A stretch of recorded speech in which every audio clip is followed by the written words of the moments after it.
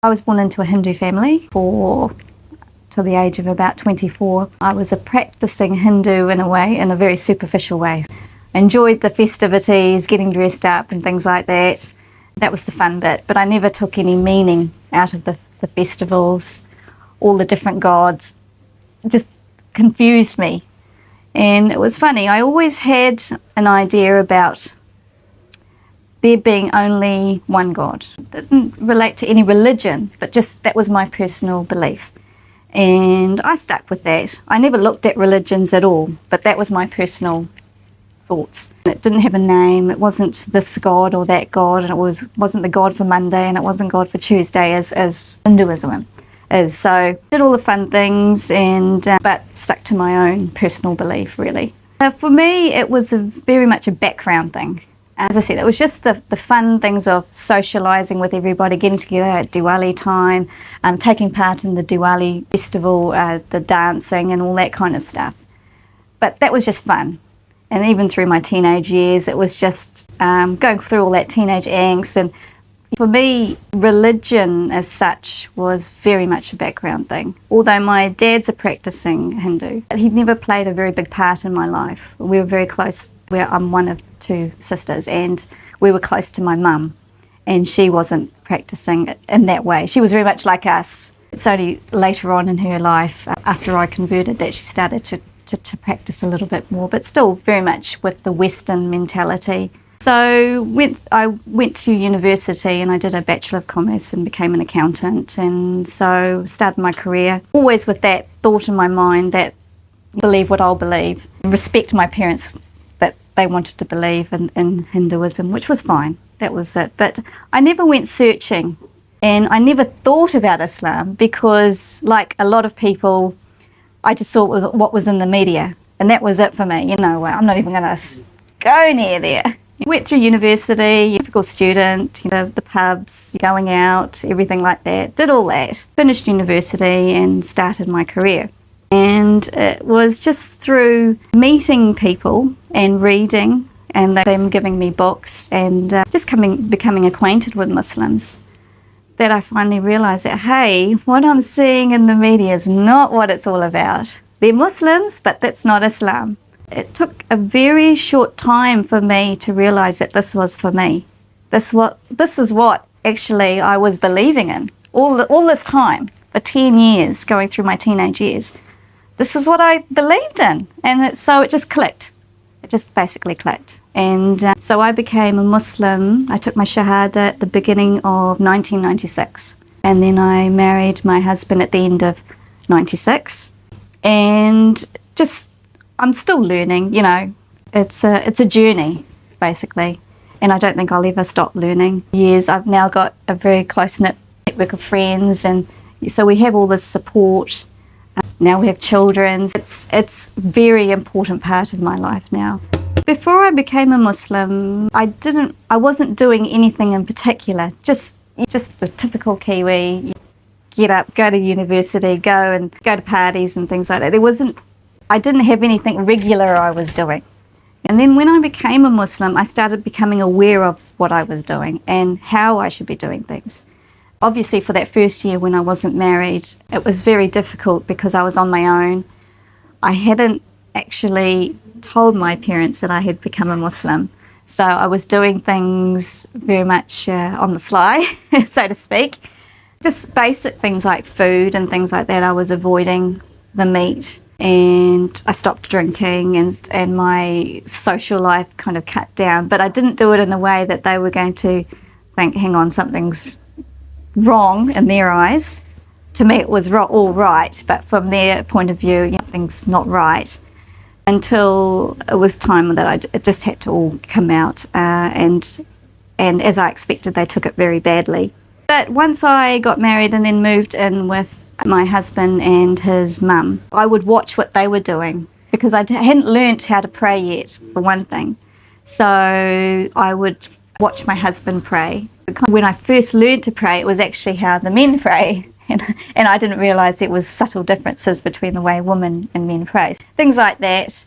It was just through watching, through my husband's guidance and reading, and just making those changes very slowly. I wasn't pushed into anything. It was just basically in my own time, because I was still working, still adjusting with the fact that my parents had basically decided that they just didn't want to have anything to do with me. So I was coping with the fact that I had lost my family.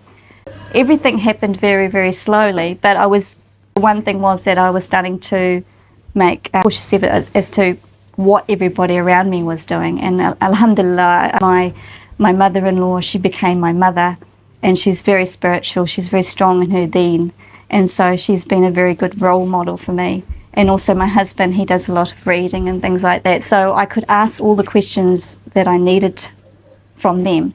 And it was probably 6-7 months after I started to actually learn how to pray properly, because before I was just doing the motions. I didn't actually know what I was saying, what to say and things like that. And as I became more comfortable, I just started to learn. If I didn't wear that straight away, it took me probably 6-7 months with that as well, just to get comfortable with it. And I used to wear it to work. I kind of did it the opposite to a lot of other sisters I know who have reverted to Islam. They used to wear it in the weekends and not to work. Well, I started wearing it to work and not in the weekends. And it was, the funny thing was, my husband didn't even realise I was wearing it, because he used to go to work before me. I'd go to work with my scarf on. I'd come home and take it off, and then he'd come home, and then one day he went to work late and and saw me wearing my scarf, and I was like, what? So alhamdulillah, everything comes, alhamdulillah, when it gets into your heart, and when I'm ready, and Allah guides you. When I started wearing the scarf, it was funny. It was actually after the death of my husband's grandmother, and during the time when people used to come and sit, I wore the scarf out of respect. And just from wearing it that one day, I felt, well, I feel really comfortable with this. I'll just see how I go, type of thing. Started wearing it to work, and the first few days I just said it was because of the death in the family. I didn't want to explain. I wasn't quite ready for that yet. And then as I got more comfortable with it, I was wearing it every day. And they weren't shocked or anything like that. They were just curious. They would just ask me outright, because they knew me very well. I'd been at that job for nearly 3 years, so they knew me really well. And so they were quite comfortable to come up to me and say, "Hey, what's that thing on your head?" And I would explain to them, why I was wearing it. And once they got the explanation, they were happy. They didn't bother me about it.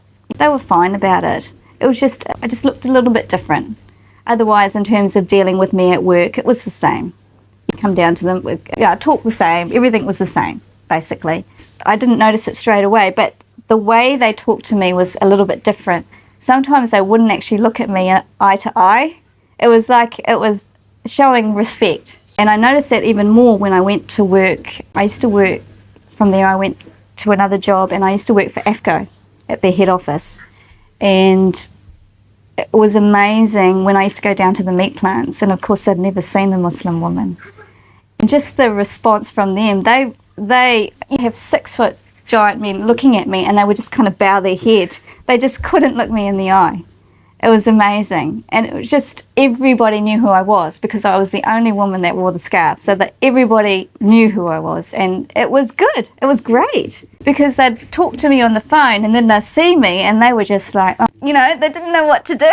So in a way, it was, alhamdulillah, I got a great response, because people started asking questions about Islam. New Zealand can benefit from what we see in Islam, the rights of women. I mean, you go in the motorway, you see these billboards of women, and you just think, they just got no clue, absolutely no idea what they're doing, and they have no idea just how much respect, Muslim women have in the house, with other sisters, with brothers, because we are respected for our deen, we are respected for our intellect, we're not respected for our bodies, we're not seen as sexual objects, and I think New Zealand women need to see that they're not sex objects, they're people, Allah Ta'ala made them, and they need to be treated equally as men. And Islam can give a lot. And we had a lot of rights way before non-Muslims did, you know. And that was one of the things that I found surprising when I first started reading, was the books I did read were specifically about women. And because that was my biggest thing about Islam was, you know, what we see on TV, and the first thing you think about, and I'm sure most people do, is women are oppressed. You know, you see them covered head to toe, they're oppressed, that's it. That's the end of the story. You know, and to know that we had rights when Islam came in, and these women are losing their rights. They haven't come forward, they've gone backward. And I think Islam, in terms of women's rights, can give a lot to New Zealand. They can show them the way that women can be respected for the right reasons, not the wrong reasons. Alhamdulillah, I feel I'm lucky that I've been brought up in New Zealand and I'm a Muslim in New Zealand. I think because it makes us a lot stronger than that. We have to be aware of the differences between non-Muslims and Muslims, and we have to be aware of surroundings, of protecting our children. It's not like you're in a Muslim country, you take a lot of things for granted. You're eating halal food, there's no alcohol, there's a mosque around the corner, there's, you know, your children are playing with Muslim children, all those types of things. We don't have that luxury here. We have to always be on our guard. And I think that makes us, you know, personally, I think as a mother as well, it makes me a lot stronger, because I have to be aware of what my daughter is doing. And she is following what I'm doing. I don't want her to follow the next door neighbour's, you know, the ladies next door, or what she's seeing on TV and things like that. So I have to be stronger for them, because they are the next generation, and they're in a time when things are really hard for Muslims. And we have to be strong and positive about our identities, not be scared of being Muslim, and being proud of our religion. So, alhamdulillah, I'm glad I'm in New Zealand and I'm not in the Middle East, because, yeah, we have a harder job, and I think that makes us, although we have to do the hard work, it does pay off, alhamdulillah. And I want to see my children growing up as good Muslims, inshallah.